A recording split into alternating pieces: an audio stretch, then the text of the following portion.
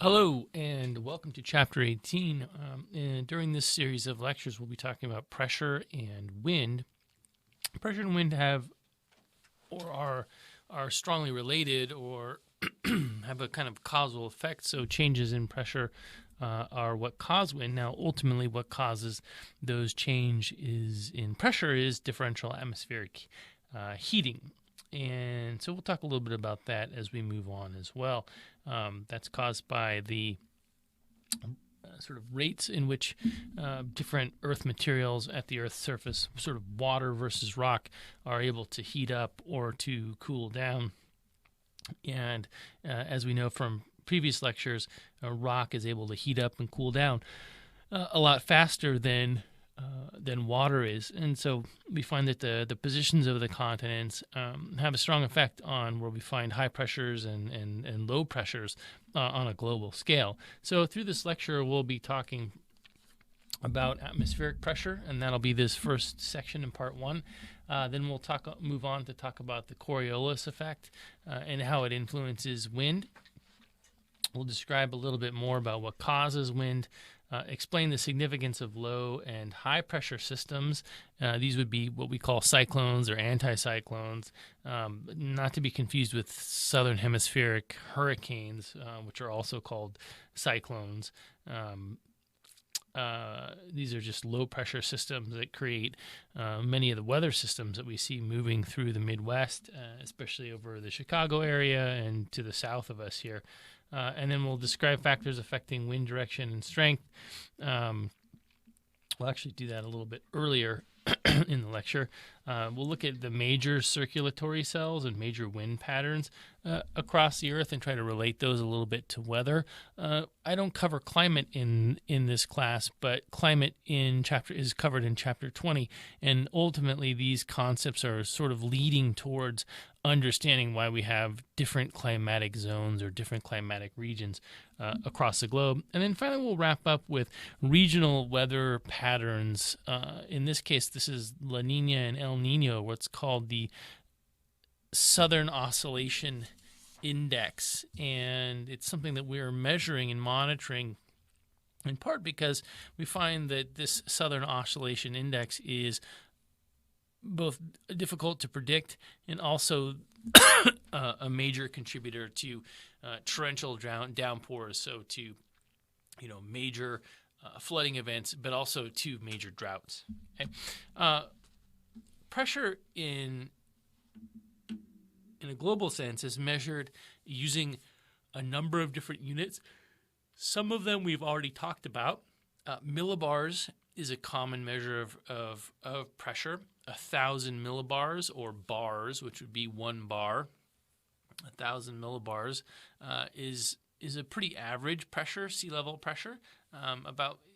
Average pressures sort of across the U.S. would be probably around 1,013 millibars. High pressures, you'd be looking at 1,030, 1,040 millibars, and then getting into lower pressures, you'd be looking at 980, 990. And then as you get into the low nines, you're really getting into extreme weather. And we'll talk about extreme weather in Chapter 19. The average pressure in pounds per square inch is around 15 pounds per square inch at sea level. So that's what we're experiencing right now. So that atmospheric pressure created by the gravitational attraction of Earth's atmosphere to or towards Earth's surface is exerting that pressure. And on the right-hand side, we have a couple barometers here. The aneroid barometer, which is shown here in the top right, which I talked about in a previous chapter, and then you have your little what do you want to call it? The sharper image barometer that you get and you put on your desk, and so what it has is it has 2 globes, or a globe, and up here, so there's a vacuum in that globe, and then there's an alcohol liquid down here, and then the top on the spout here is open, let's see if I can get this pen to work a little bit better. It's open to atmospheric pressures. And so what will happen when the pressure is high, that means there's more force pushing down on the fluid in here, and it pushes the fluid down the tube and then pushes it up in here. And so when the long tube here that's above the barometer is empty, that means the pressure is high, and actually means you're going to have clear skies. Okay, clear skies, fair weather, and then when the pressure is low, what it allows this alcohol to do is to rise up this tube and get up higher into the tube, and so that's a low pressure system in the region, and it's indicative of potentially rain or thunderstorms or something like that. But just pressure itself is not something that can really tell us entirely about the kind of weather that's approaching. I like to watch this next video. It's a little silly, but it's a good demonstration both of the sort of power, the significance of atmospheric pressure, but also how clouds form. And so it's a Bill Nye, the Science Guy video from probably back in the sort of the mid 90s or so. As you can tell, there's a special feeling in the audience tonight, and that can mean only one thing. It's time to bring on a great entertainer, a great humanitarian, and my personal friend for over 157 years. Ladies and gentlemen, Bill Nye, the Science Guy.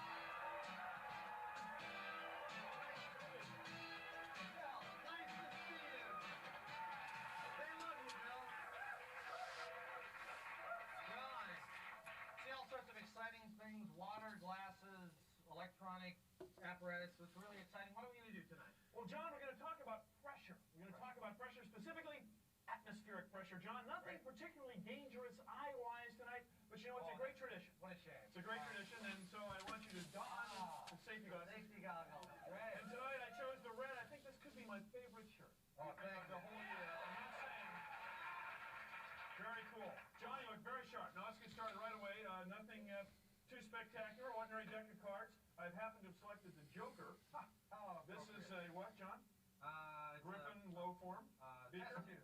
This is a test tube, right? Now, you Okay. may do this in a restaurant with a drinking glass, but at Nye Laboratories, we do it, of course, with the test tube. Everyone's Oh, familiar yes.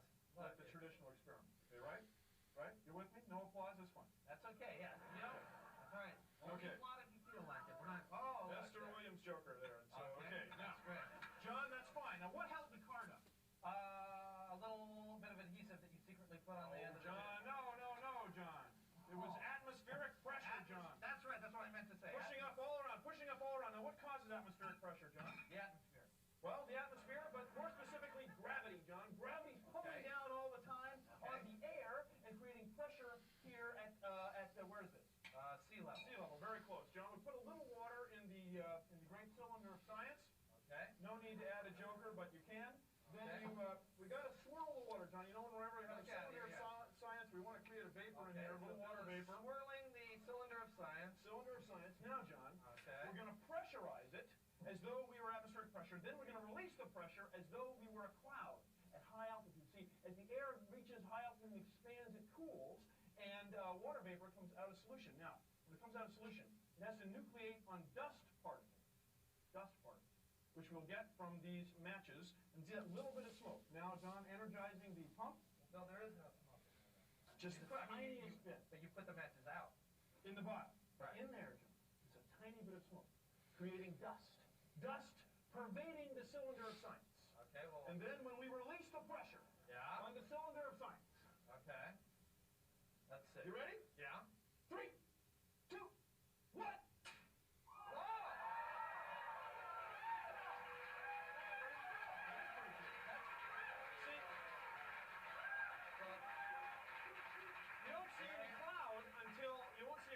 until there are dust particles in here. Kind of a subtle, cool thing. That's very cool, Bill. So it cools is because of gravity, lower pressure, high altitude. Now, John, Okay. while we're talking about atmospheric pressure, coming out of this side of the pump is pressure. Okay. Pressure. This side is vacuum. Now, John, if we follow the hose This side's over here, you'll find the vacuum Oh. is plumbed, as we say, into the great And- acrylic plate of science. Okay. Now, These pins are for alignment, just to save precious time. Okay. Now, can you hear the pump kind of slow down a little bit? No, did it? I The think so. valve closed and everything? Let's just check. Oh, well, yeah, it's sticking. So Yeah. yeah. Yeah, the valve is closed, John. And indeed, for you gauge buffs, there is Okay, well, okay, it's rapid closed. development. That's fine. Now, That's fine. John, what we will do, we will raise the cylinder of science. Boy, This is Bill, another I don't cylinder know of about science. this. Up But there. you're going to get up there and do that? No, John, I was thinking maybe you'd do it. Oh. John, yeah. Can we get a spotter in here?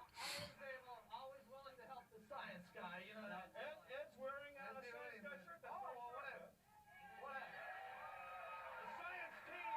Oh, boy, Science I don't know. team. I don't know about this, Yeah, Bill. sorry for the box. Now, next one. Now, Okay. John, we're almost there. You see, atmospheric pressure is pushing down here, and so Oh, I don't great know, Bill. is the surface area of the acrylic plate of science Luckily, that it yeah. will support your weight quite Okay, soundly.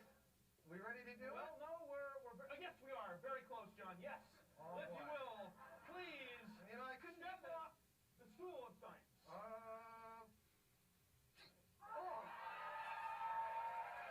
Now, John, I know you're hanging there. Okay. I will open the valve. Everyone listen and let atmospheric pressure Turn back it in. off now, Bill. Can you hear the Bill, pressure coming turn back the in? thing off, Bill. It's off, John. You're dangling. Don't face the audience. There you go. Okay. We're letting pressure back in to prove that the atmosphere is descending and not those green Well, I couldn't do this if I hadn't.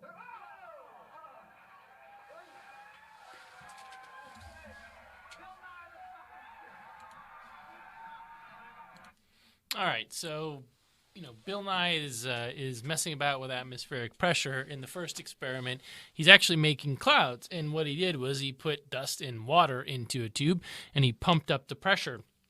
And then what he did was at the very end, he pulled out the pin there, pulled out the hose, and that allowed the pressure to drop.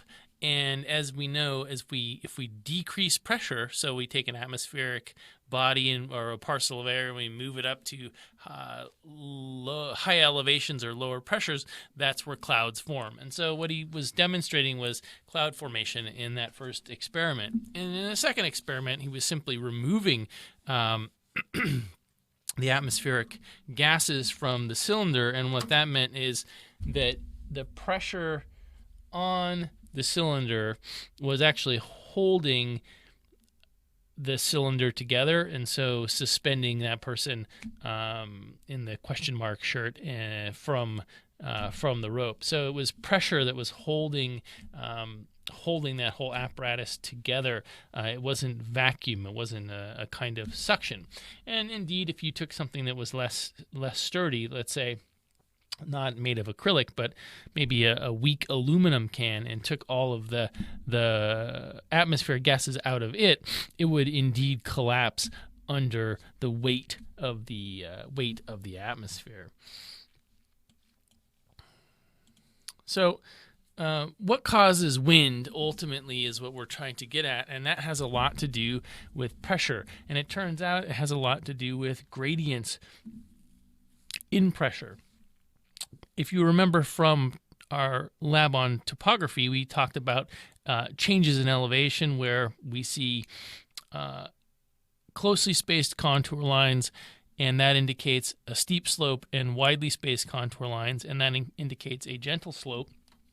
In this example on the screen right now, we see a high pressure system, and we see pressure which is recorded here in millibars. 1036 is our high, at least on this diagram, and then it goes down to about 996 where we have our low pressure system, and the lines are the closest here in this area, and they're quite widely spaced in this area here. So wide means low pressure, and wide indicates a gentle gradient, and closely spaced is a steep gradient. So that's wide and that's close. And so that means that we do expect different velocities of something. Well, it turns out that wind is generated by these pressures, and wind will always blow, or air will always move from high to low pressure. So wind is always going to move from high values to low values. It doesn't always go from high center to the low center. That's not necessarily the case, but it does move a perpendicular, typically perpendicular to the contour lines of pressure. Now, what you'll notice is that most of my wind velocities which are indicated by these flags here. So the flags have a scale. If it's on the right hand side, you can see here we are in miles per hour for units, and we see if there's a stick but no little fletching on it, no line drawn on it, we're at 1 to 2 miles per hour. And as we add in different symbols, so small line gives us 3 to 8. Long line gives us 9 to 14. A long line and a short line, we're sort of additively increasing the wind velocity. Gives us 15 to 20 miles per hour. And so we can see, for instance, here we've got a flag which indicates 55 to 60, and then plus one short line, which gives us then 61 to 66 miles per hour in terms of wind velocity in this case. And so we can use these symbols to measure the velocity. And we find that the velocities are highest where the lines are closely spaced. And we also can use these as indicators of wind direction. Wind is flowing parallel to the stick. All right, so that's the wind direction. And we always label winds based on their direction of origin. So, for instance, the wind here on the right-hand side of the diagram that I'm outlining is blowing in from the southeast. So it's a southeasterly wind. And the wind up here is sort of you could say a easterly wind or a northeasterly wind that is blowing in that direction. Okay. Over here, if we move to the center of the diagram, this particular weather vane, well, the wind is coming in from the northwest, so it's a northwesterly wind. Okay. What you will notice, though, is that most of these wind directions are not perpendicular to these contours, and as I said, wind should move, or pressure should move from high to low, and it should move perpendicular to these contour lines. Well, it turns out that it is deflected in part by the Coriolis effect, which is deflecting all of these wind directions to the right. So normally it should be blowing off perpendicular to these lines, as you can see in my little arrow I've drawn here, but most of them are deflected off to the right by some amount. And that right deflection is caused by the Coriolis effect. Any fluid in the northern hemisphere that's moving will be deflected to the right, whether it's moving to the North Pole or down toward the equator.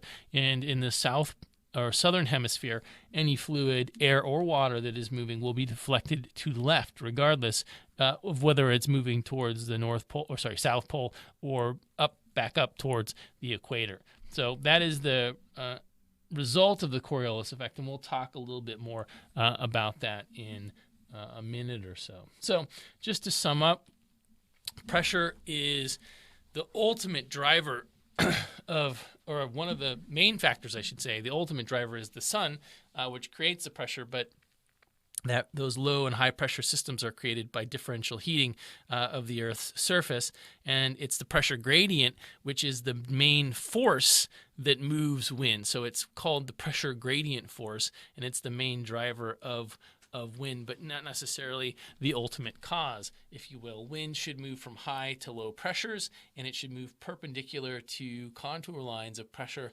unless it is affected by the Coriolis effect.